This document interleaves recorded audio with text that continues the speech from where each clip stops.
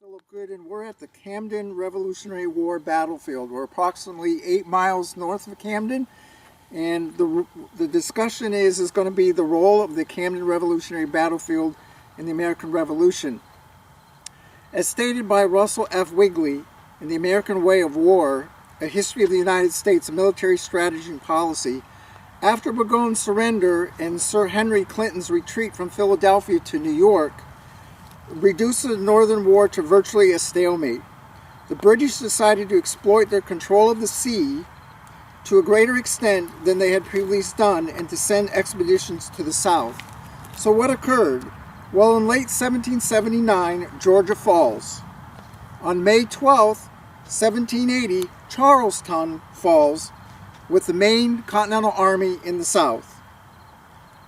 Lord Cornwallis, with 2,500 British troops, occupied Camden and established the main British supply depot from the 1780s to 1781 Southern Campaign. On May 29, 1780, Lieutenant Colonel Tarleton defeated fleeing Abraham Buford and his Virginians at Waxhaws near the border of North Carolina, according to Edgar et al.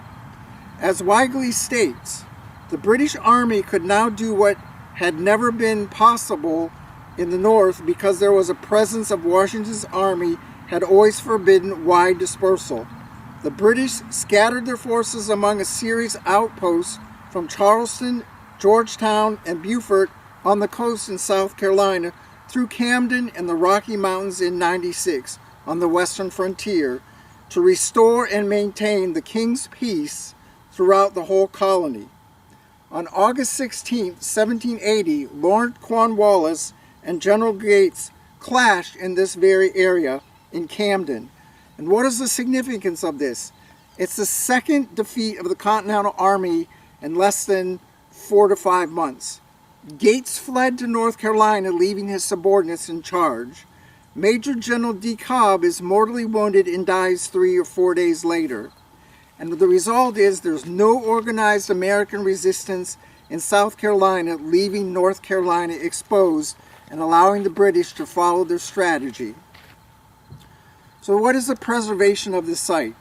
According to Monica M. Dantley, in her 2010 review of Fields of Conflict, Battlefield Archaeology from the Roman Era to the Korean War, edited by Douglas Scott, Lawrence Babbitts, and Charles Heckler, the Revolutionary War battlefield of Camden, South Carolina, which originally spread over 600 acres, was limited to 6-acre tract owned by the daughter of the American Revolution.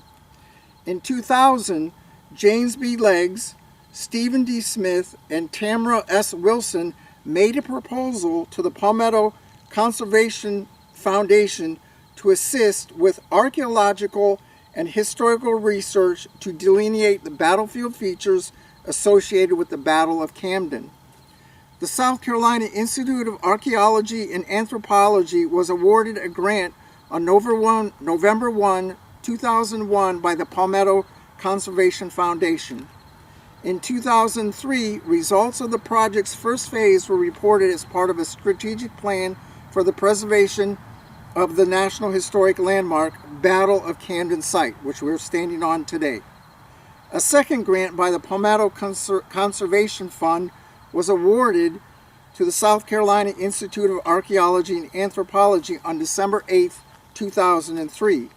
A report titled Understanding Camden, the Revolutionary War Battle of Camden, as revealed through historical, archaeological, and private collection analysis, was published in 2005. Today, this site is 107 plus acres that includes the original town, 5 historic buildings, reconstruction of some military fortifications, and the British headquarters at Joseph Kershaw's house. What are the interpretations of this site? According to David Ramsey, MD and historian, who wrote the History of the American Revolution in 1789, represents the partisan historiographical interpretation. Ramsey writes that the high-spirited citizens of Carolina, impatient of their rapine and insolence, rejoiced in the prospect of freeing their country from its oppressor, end quote. A Whig interpretation of the location is the loss of a Second Continental Army in South Carolina within 4 months.